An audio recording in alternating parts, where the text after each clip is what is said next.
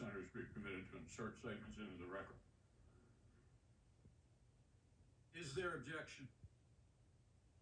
Without objection, so ordered. Mr. President, Majority Leader. we're debating a step that has never been taken in American history. Whether Congress should overrule the voters and overturn a presidential election. I've served 36 years in the Senate. This will be the most important vote I've ever cast. President Trump claims the election was stolen. The assertions range from specific local allegations to constitutional arguments to sweeping conspiracy theories.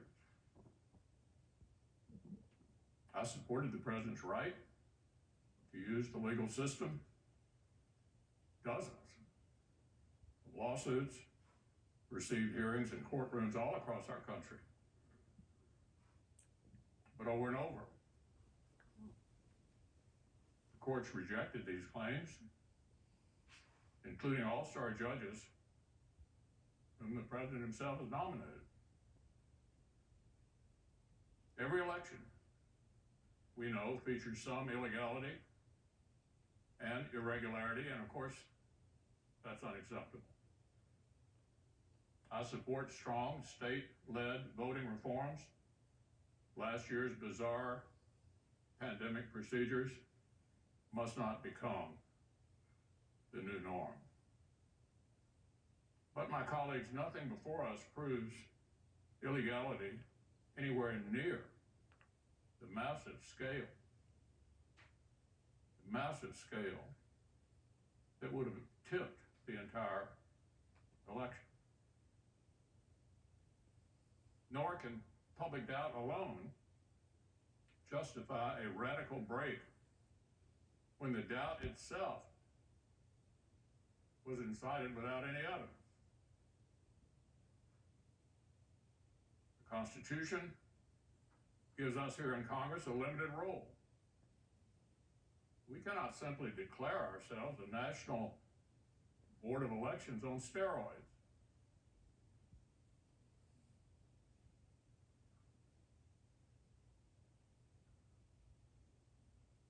The voters, the courts, and the states have all spoken. They've all spoken. If we overrule them, it would damage our republic forever. This election actually was not unusually close. Just in recent history, 1976, 2000, and 2004 were all closer than this one. The electoral college margin is almost identical to what it was in 2016. This election were overturned by mere allegations from the losing side, our democracy would enter a death spiral. We'd never see the whole nation accept an election again. Every 4 years would be a scramble for power at any cost. The Electoral College, which most of us on this side have been defending for years, would cease to exist, leaving many of our states with no real say at all in choosing a president. The effects would go even beyond the elections themselves. Self-government, my colleagues, requires a shared commitment to the truth and a shared respect for the ground rules of our system. We cannot keep drifting apart into two separate tribes with a separate set of facts and separate reality, with nothing in common except our hostility towards each other and mistrust for the few national institutions that we all still share. Every time, in the last 30 years that Democrats have lost the presidential race, they've tried a challenge just like this. After 2000, after 2004, after 2016. After 2004, a senator joined and forced the same debate. And believe it or not, Democrats like Harry Reid, Dick Durbin, and Hillary Clinton praised them and applauded the stunt. Republicans condemned those baseless efforts back then.